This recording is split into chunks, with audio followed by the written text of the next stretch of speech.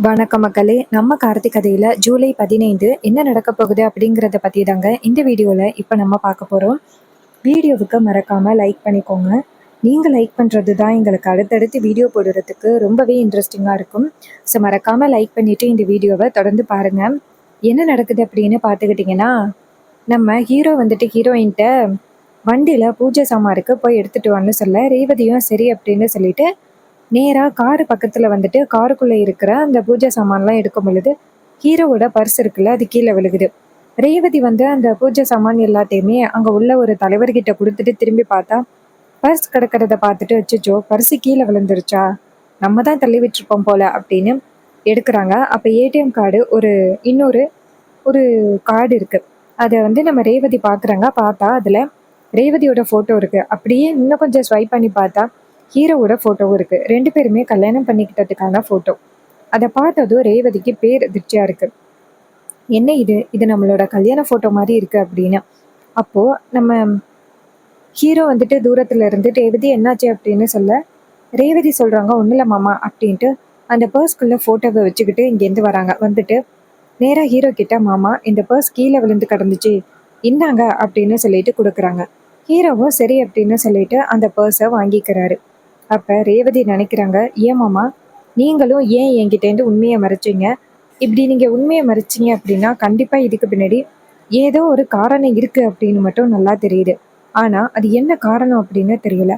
எல்லாருமே சேர்ந்து என்கிட்ட உண்மைய மறைக்கிறாங்களே" அப்படின்ட்டு ரேவதி என்ன பண்றாங்கன்னா, நேரா அவங்க ஹீரோ கிட்ட கேட்கலாமா அப்படின்னு ரேவதி யோசிக்கிறாங்க. அவர்கிட்ட கேட்டா அவர் உண்மைய சொல்லுவாரா? ஆனா வீட்ல இருக்கிற யாருமே இதுவரைக்கும் என்கிட்ட உண்மைய சொல்லல. உண்மை தெரிஞ்சவங்களும் உண்மைய சொல்லல. கார்த்தி மாமாவும் என்கிட்ட உண்மைய சொல்லல. இதுக்கு பின்னாடி என்ன ரகசியம் அடங்கியிருக்கும் அப்படின்ட்டு ரேவதிக்கு பயங்கர குழப்பமா இருக்கு. அப்பதான் ஹீரோ வந்துட்டு நேரா ரேவதிய பார்த்து, "என்னாச்சு ரேவதி? ஏன் இவ்வளவு குழப்பத்தோட நிக்கிற? ஏதாவது பிரச்சனையா?" அப்படின்னு கேட்குறாங்க. அப்ப ரேவதி ஹீரோவ பார்த்து, "மாமா உங்ககிட்ட நான் ரொம்ப முக்கியமான ஒரு விஷயத்த கேட்க போறேன். என்கிட்ட எந்த விதத்திலயும் பொய் சொல்லாம நீங்க சொல்றீங்களா?" அப்படின்னு. அதுக்கு அவரு சொல்றாரு, "சொல்லு ரேவதி. என்ன வேணும்னாலும் கேளு. நான் உன்கிட்ட பதில் சொல்றேன்" அப்படின்னு. அப்ப ரேவதி சொல்றாங்க, "இங்க பாருங்க மாமா. இது மாரி கொஞ்ச நேரத்துக்கு முன்னாடி உங்க பர்ஸ்க்குள்ள இருந்த கல்யாண ஃபோட்டோவ நான் பார்த்தேன். அதுல நானும் நீங்களும் இருக்கிறோம்.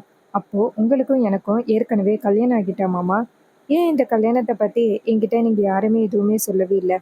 எனக்கு ரீசென்ட்டா நடந்த விபத்துல ஏதோ கடந்த 3 வருஷத்துலயோ, இல்ல 1 வருஷத்துலயோ நடந்த விஷயங்கள் எதுவுமே எனக்கு ஞாபகமே இல்ல. அது ஞாபகம் இல்ல அப்படிங்கிறதுனால, என்ன அப்படியே வந்து விரட்டி விட்டுறலாம் அப்படின்னு நினைச்சிட்டு இருக்கீங்களா? வீட்ல உள்ள யாரும் என்கிட்ட இந்த உண்மைய ஏன் சொல்லல? இதுக்கு பின்னாடி என்ன மாமா காரணம் இருக்கு? ஏன் மாமா நீங்களும் என்கிட்ட பொய் சொன்னீங்க? இது மாரி எனக்கு ஒவ்வொரு டைமும் பிரச்சனை வரும் பொழுது, நீங்க வந்து என்ன ரொம்ப பத்திரமா பார்த்துக்கிட்டீங்க. இதுலேருந்து பார்க்கும் பொழுது, நீங்க வந்துட்டு என் மேல எந்த அளவுக்கு பாசமா இருக்கீங்க அப்படிங்கிறது எனக்கு நல்லாவே தெரியுது. ஆனா, எதுக்காக மாமா என்னை விட்டு விலகி இருக்கிறீங்க? என்னாச்சு மாமா? அம்மாவோட கோவத்தினால இப்படி இருக்கீங்களா?" அப்படின்னு. அப்ப ஹீரோ சொல்றாரு, "ரேவதி, இந்த விஷயத்த பொறுத்தவரைக்கும் என்னால உன்கிட்ட ஓப்பனா சொல்ல முடியாது ரேவதி." அப்ப ரேவதி சொல்றாங்க, "இல்ல மாமா. இந்த விஷயத்த நீங்க சொல்லி தான் ஆகணும். இதுல நானே இன்வால்வ் ஆகியிருக்கேன். நம்ம 2 பேருக்கும் தான் கல்யாணம் நடந்திருக்கு. கல்யாணம் ஆகிட்டு அப்படின்னு தெரிஞ்சும் எங்க அம்மா எவனோ ஒருத்தனுக்கு என்ன கல்யாணம் பண்ணி வைக்கிறதுக்காக முயற்சி பண்ணாங்க. அதையும் நீங்க எப்படியோ வந்து தடுத்துட்டீங்க. இந்த கல்யாணம் நிக்கணும். என் கழுத்துல வேற யாரும் தாலி கட்டிறக்கூடாது அப்படிங்கிறதுக்காக நீங்க ரொம்பவே வந்து கஷ்டப்பட்டீங்க. இதுல எல்லாத்துலேருந்து பார்க்கும் பொழுது நீங்க என் மேல ரொம்ப பிரியத்தோடையும் பாசத்தோடையும் இருக்கிறீங்க அப்படிங்கிறது எனக்கு நல்லாவே தெரியுது. ஆனா ஏன் மாமா வந்துட்டு வீட்ல வந்து கூட்டிட்டு போவாங்க. நீங்க என்ன விட்டு பிரிஞ்சு இருந்தீங்க அப்படின்னு கேட்குறாங்க. அதுக்கு ஹீரோ சொல்றாரு, "ரேவதி, நான் உன்கிட்ட கொஞ்சம் நேரத்துக்கு முன்னாடி சொன்னத தான் திருப்பி சொல்றேன். ஒரு சில சூழ்நிலைகள் காரணமா தான் நான் வந்து இப்போதைக்கு உன்னை விட்டு விலகி இருக்கிறேன். நெறைய பிரச்சனைகள் இருக்கு. அந்த பிரச்சனைகள் எல்லாத்தையுமே முடிச்சா மட்டும் தான் என்னால வந்துட்டு உன்னை அந்த வீட்லேருந்து கூட்டிட்டு போக முடியும் ரேவதி. அதுக்கு முன்னாடி என்னால எதுவும் பண்ண முடியாது." அப்ப ரேவதி சொல்றாங்க, "மாமா, என்ன பிரச்சனையா இருந்தாலும் அது இருக்கட்டும். ஆனா, நீங்க வந்துட்டு என் மேல முழு பாசத்தோட தானே இருக்கீங்க. அப்படி இருக்கையில, எப்படி மாமா வந்துட்டு நீங்க என்ன வந்து கூட்டிட்டு போகாம இருக்க முடியும்? இங்க பாருங்க மாமா, அம்மாவுக்காக நீங்க பயந்துகிட்டு இருக்கீங்களா?" அப்ப ஹீரோ சொல்றாரு, "ரேவதி, இங்க பாரு, ஒரு சின்ன விஷயம் உன்கிட்ட சொல்றேன். தாத்தா, பாட்டி பாட்டி மேல அத்தை எதனால கோவமா இருக்காங்க அப்படின்னு உனக்கு தெரியுமா? ரேவதி சொல்றாங்க, எனக்கு தெரியுமாம்மா. இது மாதிரி என் பாட்டி சிவகாமி இறந்ததுக்கு பாட்டி தான் காரணம் அப்படின்னு அம்மா கோவத்துல இருக்காங்க. அதனால தான் 2 குடும்பமும் இத்தனை வருஷமா பிரிஞ்சும் இருக்கு. அப்ப ஹீரோ சொல்றாரு, ஆமா ரேவதி. இப்போ பாட்டி வீட்ல இருக்கிற என்ன எப்படி வந்துட்டு அத்தை மருமகனா ஏத்துப்பாங்க? அதான் அத்தைக்கு கோவமே. ஆனா பாட்டி மேல எந்த தப்புமே இல்ல. அன்னைக்கு சிவகாமி பாட்டி இறந்ததுக்கு வேற ஒரு காரணம் இருக்கு. அது என்ன அப்படிங்கிறத நான் அத்தைக்கிட்ட சீக்கிரம் நிரூபிக்கணும். அத்தைக்கிட்ட நிரூபிச்சிட்டேன் அப்படின்னா இந்த வீட்ல உள்ள பிரச்சனைகள் எல்லாமே சீக்கிரம் முடிஞ்சிடும். அது வரைக்கும் நீ கொஞ்சம் பொறுமையா இரு ரேவதி. உனக்கு இந்த உண்மை தெரிஞ்ச விஷயம் வீட்ல உள்ள யாருக்கும் தெரிய வேணாம். ஏன்னா உனக்கு உண்மை தெரிஞ்சிருச்சு அப்படின்னு அத்தைக்கு தெரிஞ்சிச்சுன்னா கண்டிப்பா அவங்க வேற ஏதாவது பிளான் பண்ணுவாங்க. மறுபடியும் உன்னையும் என்னையும் பிரிக்கிறதுக்காக ஏதாவது முயற்சி பண்ணுவாங்க. ஸோ நீ எக்காரணம் முன்னிட்டும் அத்தைக்கிட்ட உனக்கு ஞாபகம் வந்துருச்சு அப்படிங்கிறத சொல்லிட வேண்டாம். அப்ப ரேவதி சொல்றாங்க, மாமா எனக்கே புரியுது. எனக்கு ஞாபகமே வரக்கூடாது அப்படிங்கிறதுக்காகவும் எனக்கு உண்மை தெரியக்கூடாது அப்படிங்கிறதுக்காகவும் அம்மா வந்துட்டு ஒவ்வொரு இடத்துலையும் சொல்லி வச்சிருக்காங்க. கல்யாண மண்டபத்திலையும் சொல்லி வச்சிருக்காங்க. கல்யாண ஆல்பம் கொடுத்துருந்தாங்கல்ல அங்கேயும் சொல்லி வச்சிருக்காங்க. இதே மாதிரி ஒவ்வொரு இடத்துலையும் அம்மா சொல்லி வச்சிருக்காங்க. இதுலேருந்து அம்மா வந்து நான் என்னைக்குமே உங்க கூட சேரக்கூடாது அப்படிங்கிறதுல ரொம்ப உறுதியா இருக்காங்க. அதனால நான் போயிட்டு அம்மா கிட்ட இந்த விஷயத்த சொல்ல மாட்டேன். நீங்க சீக்கிரம் இந்த பிரச்சனையெல்லாம் முடிச்சு என்னை கூட்டிட்டு போவீங்க அப்படிங்கிற நம்பிக்கையில நான் இருக்கேன். இதை கேட்டதும் ஹீரோ சொல்றாரு, நீ கவலைப்படாத ரேவதி. பிரச்சனை எல்லாத்தையுமே முடிச்சுட்டு கூடிய சீக்கிரம் உன்னை நான் இங்கேருந்து கூட்டிட்டு போவேன், சரியா? ரேவதி சொல்றாங்க, சரிங்க மாமா. அந்த நம்பிக்கையில தான் நானும் இப்ப கிளம்புறேன். அப்ப நம்ம ஹீரோ நினைக்கிறாரு ரேவதிக்கு உண்மை தெரிஞ்சிருச்சு. உண்மை தெரிஞ்சும் ரேவதிக்கு எந்த வகையிலையும் பிரச்சனை இல்லை. அவ ரொம்பவே அமைதியா இருக்கா. அப்போ இதுல இருந்து என்ன தெரியுது? ரேவதிக்கு எந்தவித ப்ராப்ளமும் இல்லை. இது எல்லாமே அந்த சந்திரா சொன்னதுனால டாக்டர் சொன்ன பொய். கடவுளே, ரேவதிக்கு இதே மாதிரி கொஞ்சம் கொஞ்சமா ஞாபகங்கள் வந்துருச்சு அப்படின்னா அதுக்கப்புறம் நமக்கு எந்தவித பிரச்சனையும் இல்லை. அத்தையை எப்படியாவது நம்ம சமாளிச்சிடலாம் அப்படின்னு ஹீரோ நினைக்கிறாரு. ரேவதி வந்துட்டு நேரா சாமி கிட்ட போறாங்க. அங்க போயிட்டு சாமியை கையெடுத்து கும்பிட்டு, கடவுளே எனக்கு என்ன பண்றது அப்படின்னே தெரியாம உங்ககிட்ட உதவி தேடி இந்த இடத்துக்கு வந்தேன். நான் இங்க வந்ததும் எனக்கு தேவையான ஒரு பதிலை எனக்கு உடனே தெரியப்படுத்திட்டீங்க. கார்த்தி மாமா தான் என் புருஷன் அப்படின்னு தெரிஞ்ச பிறகுதான் எனக்கே நிம்மதியா இருக்கு. நீங்களா எனக்கு உண்மையை தெரியப்படுத்திட்டீங்க அப்படின்னு கையெடுத்து கும்பிட்டு, சீக்கிரம் மாமா வந்துட்டு பாட்டி மேல எந்த தப்பும் இல்லை அப்படிங்கிறத நிரூபிக்கணும். அவரை நிரூபிச்சா மட்டும்தான் நானும் என் புருஷனும் ஒன்று சேர்ந்து சந்தோஷமா எங்களுடைய வாழ்க்கையை ஆரம்பிக்க முடியும்.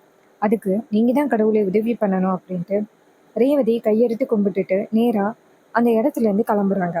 இன்னொரு பக்கம் நம்ம ஹீரோ என்ன பண்றாருன்னா, நேரா வந்துட்டு மயிலுக்கு ஃபோன் பண்றாங்க. மயிலு ஃபோன் அட்டன் பண்ணி, சொல்லுங்க சகலா அப்படின்னு சொல்ல, அப்ப ஹீரோ சொல்றாரு, இங்க பாருங்க, கொஞ்ச நேரத்துக்கு முன்னாடி ரேவதி கோவில்ல வந்துட்டு என்னை பார்த்தா. கார்ல வந்துட்டு பூஜை சாமான் இருந்துச்சு, எடுத்துட்டு வர சொன்னேன். அப்போ அவ என் பர்ஸ்ல இருந்த அந்த என்னுடைய கல்யாண போட்டோவை பார்த்துட்டா. அதை பார்த்ததும் அவ நேரடியா வந்து என்கிட்ட உண்மையே கேட்டுட்டா. உங்களுக்கும் எனக்கும் கல்யாணம் ஆகிருச்சா மாமா அப்படின்னு வந்து என்கிட்ட நேரடியாவே வந்து உண்மையை கேட்டுட்டா. அவ கேட்டதும் என்னால எந்த பதிலுமே சொல்ல முடியல. ஏன்னா கல்யாண போட்டோவும் அவ கையில இருந்துச்சுல்ல. என்னால என்ன சொல்ல முடியும்? நானும் ஆம ரேவதி அப்படிங்கிற விஷயம் எல்லாத்தையுமே சொல்லிட்டேன். அதோட எதனால வந்துட்டு இதெல்லாம் நடக்குது அப்படிங்கிறதையும் சொல்லிட்டேன். இதை கேட்டதும் ரேவதிக்கு எந்த விதத்திலையும் கோவமும் படல. அவளுக்கு உடம்பு சரியில்லாமையும் போகல. எல்லாத்தையுமே பொறுமையா இருந்து கேட்டுட்டு என்ன சொன்னா அப்படின்னா, சீக்கிரம் பிரச்சனைகள் எல்லாத்தையுமே முடிச்சிட்டு என்னை சீக்கிரம் இந்த வீட்டை விட்டு கூட்டிட்டு போங்க மாமா அப்படின்னு என்கிட்ட சொல்லியிருக்கா. இதை கேட்டதும் மயிலுக்கு ரொம்பவே சந்தோஷமா இருக்கு. சகல, இந்த விஷயம் என்னைக்கு நடக்கும் அப்படின்னு தான் நாங்க எல்லாருமே காத்துக்கிட்டு இருந்தோம். இப்போ இந்த விஷயத்த பத்தி நான் ரோகு கிட்ட சீக்கிரம் சொல்றேன். அப்ப ஹீரோ சொல்றாரு, சரி சொல்லுங்க. ஆனா இன்னொரு விஷயம், ரேவதிக்கு உண்மை தெரிஞ்சுட்டு அப்படின்னு நீங்க எல்லாருமே அவகிட்ட காமிச்சுக்க வேணாம். எப்பவும் போல நடந்துக்கிடுங்க, சரியா? அப்ப மயில சொல்றாரு, சரிங்க சகல. நீங்க அத்தைக்கு தெரிஞ்சு போயிரும் அப்படின்னு பயந்து தானே சொல்றீங்க. அதெல்லாம் அத்தைக்கு எந்த விதத்துலயும் தெரியாது. நாங்க எல்லாருமே பாத்துக்கிறோம் அப்படின்னு சொல்லிட்டு அவரு போனை கட் பண்ணிட்டு நேரா நம்ம ராஜாட்ட போறாரு. போயிட்டு, மாமா ரொம்ப சந்தோஷமான விஷயத்த உங்ககிட்ட சொல்ல போறேன். ராஜா சொல்றாரு, சொல்லுங்க மாப்பிள்ள. மயிலு சொல்றாரு, மாமா ரேவதிக்கு வந்துட்டு எல்லா உண்மையும் தெரிஞ்சு போச்சு. அவ யாரு? உங்க பொண்ணாச்சே. ஏதாவது ஒரு சின்ன சந்தேகம் கிடைச்சாலும் அவ அதை வச்சு என்ன நடக்குது அப்படிங்கிறது எல்லாத்தையுமே கண்டுபிடிச்சிருவா. இப்பயும் அதை தான் பண்ணியிருக்கா. மாப்பிள்ளைய வந்துட்டு பார்க்க போகும் பொழுது மாப்பிள்ளையோட பர்சுல இருக்கிற கல்யாண போட்டோவை பார்த்துட்டா. அந்த கல்யாண போட்டோவை வச்சு சகலைக்கிட்ட எல்லா விஷயத்தையுமே கேட்டுட்டா. சகலை வேற வழியே இல்லாம எல்லா விஷயத்தையுமே சொல்லிட்டாரு அப்படின்னு. இதை கேட்டதும் நம்ம ராஜாவுக்கு ரொம்ப சந்தோஷம். மாப்பிள்ள, இது எப்போ நடக்கும் அப்படின்னு நானே எதிர்பார்த்து காத்துக்கிட்டு இருந்தேன். அந்த கடவுளா பார்த்து இப்படி ஒரு சூழ்நிலையை அமைச்சு கொடுத்துருக்காங்க. என் பொண்ணுக்கு ஞாபகம் வந்துருச்சு அப்படின்னா அவளே இந்த வீட்டை விட்டு போயிடலாமே. அப்ப மயில சொல்றாரு, மாமா, ரேவதிக்கு பழைய ஞாபகம் வரல, அவ என்ன உண்மை அப்படிங்கிறத தான் கண்டுபிடிச்சிருக்கா. அவளுக்கு ஆல்மோஸ்ட் உண்மை தெரிஞ்சிருச்சு அப்படின்னா கொஞ்சம் கொஞ்சமா பழைய ஞாபகங்களும் வந்துடும். இனிமே நம்ம எதுக்கும் கவலைப்படணும் அப்படின்னு அவசியமே இல்லை. இனிமே அத்தை வந்துட்டு எந்த வகையிலையும் ரேவதியை வந்துட்டு ஏமாத்தி அவளுக்கு 2வது கல்யாணம் பண்ணி வைக்கணும் அப்படின்னு முயற்சி பண்ணவே முடியாது. அந்த கடவுள் நமக்கு இப்ப ரொம்ப சாதகமா இருக்காங்க அப்படின்னு சொல்லிட்டு ரொம்பவே சந்தோஷமா பேசுறாங்க. இதை கேட்டதும் ராஜா சொல்றாரு, ஆமா மாப்பிள்ள, ரேவதிக்கு எப்ப எல்லா உண்மையும் தெரியும் அப்படின்னு நானும் காத்துக்கிட்டு இருந்தேன். அவளுக்கு உண்மை தெரியல அப்படிங்கிறதுக்காக இந்த ஈஸ்வரி என்னெல்லாம் பண்ண முயற்சி பண்ணா. இப்போ அவ பண்ணது எல்லாமே ஒண்ணுமே இல்லாம போயிட்டு எனக்கு ரொம்பவே சந்தோஷமா இருக்கு அப்படின்னு சொல்லிட்டு பேசிக்கிட்டு இருக்காங்க. இதை கேட்டதும் நம்ம ஹீரோவும் ஆமா அப்படின்னு சொல்லி பேசுறாங்க. இன்னொரு பக்கம் நம்ம ஈஸ்வரி உட்கார்ந்துருக்க ரேவதி வீட்டுக்குள்ள வராங்க. அவங்க அம்மாவை பார்த்ததும் ரேவதி மனசுக்குள்ள யோசிக்கிறாங்க, என் பெத்த அம்மாவே எனக்கு எவ்வளவு பெரிய துரோகத்தை பண்ணியிருக்காங்க. என்கிட்ட உண்மையை சொல்லியிருக்கலாம், ஆனா அதை விட்டுட்டு அவங்களோட சுயநலத்துக்காக என்கிட்ட இந்த எவ்வளவு பெரிய விஷயத்த மறைச்சிருக்காங்க. இவங்கள அம்மா அப்படின்னு சொல்லும் பொழுதே எனக்கு மனசுக்கு ரொம்பவே கஷ்டமா இருக்கு அப்படின்னு ரேவதி நினைக்கிறாங்க. ஈஸ்வரி ரேவதியை பார்த்து, ரேவதி என்னாச்சு, இங்க போயிட்டு வந்த அப்படின்னு. ரேவதி சொல்றாங்க, ஒன்னும் இல்லம்மா, கோவிலுக்கு போயிட்டு வந்தேன் அப்படின்னு. ஈஸ்வரி கேட்குறாங்க, சரி கோவிலுக்கு போயிட்டு வந்தா வீட்டில் உள்ள எல்லாரையும் கூட்டிட்டு போகணும் அப்படின்னு சொல்லியிருக்கேன்னு, யாரையும் கூட்டிட்டு போகாம தனியா போகக்கூடாது அப்படின்னு உன்கிட்ட எத்தனை தடவை சொல்லியிருக்கேன். அப்ப ரேவதி சொல்றாங்க, ஏமா நான் கோவிலுக்கு தனியா போறதுனால என்ன ஆக போகுது? ஏன் நான் கோவிலுக்கு கூட தனியா போகக்கூடாதா? ஏமா என்னை யாருக்கிட்டையும் பேசக்கூடாது அப்படின்னு சொல்லி இவ்வளோ கண்ட்ரோல் பண்றீங்க அப்படின்னு. அதுக்கு ஈஸ்வரி சொல்றாங்க, இல்ல ரேவதி, உனக்கே தெரியும் நம்ம குடும்பத்துக்கு எவ்வளோ எதிரிகள் இருக்காங்க. அவங்களால உனக்கு எதுவும் ஆபத்து வந்துச்சுன்னா என்ன பண்றது? அதனாலதான் ரேவதி உன்னை எங்கேயும் போகக்கூடாது அப்படின்னு சொன்னேன். இதை கேட்டதும் ரேவதி சொல்றாங்க, அம்மா, எனக்கு எந்த விதத்துலயும் ஆபத்து வராது. அதான் நீங்க எல்லாருமே எனக்கு பாதுகாப்பா இருக்கீங்களே, இது போதும் எனக்கு அப்படின்னு. ஈஸ்வரி சொல்றாங்க, சரி ரேவதி, இதுக்கப்புறம் நீ போகும் பொழுது வீட்டில் உள்ள யாரையாவது கூட்டிட்டு தான் போகணும், சரியா? இது கேட்டதும் ரேவதியும் சரி அப்படின்னு சொல்றாங்க. இன்னொரு பக்கம் ரேவதி நினைக்கிறாங்க, என் மேல ரொம்ப பாசமா இருக்கிற மாதிரியே நீங்க நடிக்கிறீங்க, எனக்கு எது சந்தோஷத்தை கொடுக்குமோ அதை என்கிட்ட இருந்து பிரிச்சு வச்சிருக்கீங்களே அப்படின்னு ரேவதி பயங்கரமா கோவப்படுறாங்க. ஈஸ்வரி நேரா ரேவதியை பார்த்து, என்னாச்சு ரேவதி? ரேவதி சொல்றாங்க, ஒன்றும் இல்லைம்மா, சரி நான் போயிட்டு ரெஸ்ட் எடுக்கிறேன் அப்படின்னு சொல்ல ஈஸ்வரியும் சரி போ அப்படின்னு சொல்றாங்க. அப்போ ஈஸ்வரி நினைக்கிறாங்க, ரேவதியோட முகமே சரியில்லையே, ஏதாவது பிரச்சனையா இருக்குமா அப்படின்னு ஈஸ்வரி நினைக்கிறாங்க. அப்போ அங்க நிக்கிற மயில கூப்பிடுறாங்க, பெரிய மாப்பிள்ள இங்க வாங்க அப்படின்னு. அப்போ மயில் அந்த இடத்துக்கு வந்துட்டு, சொல்லுங்க அத்தை. ஈஸ்வரி கேக்குறாங்க, ரேவதியோட முகம் கொஞ்சம் கூட சரியில்லையே, ரேவதி கூட யாராவது போனீங்களா இல்லையா? ரேவதியை நான் தனியா அனுப்பக்கூடாது அப்படின்னு சொல்லியிருக்கனா இல்லையா அப்படின்னு. அதுக்கு மயில் சொல்றாரு, இல்லத்த, அதெல்லாம் ரேவதி யாரையும் பார்க்க மாட்டா, அவ கோயிலுக்கு தான் போனா, நீங்க கவலைப்படாதீங்கத்த.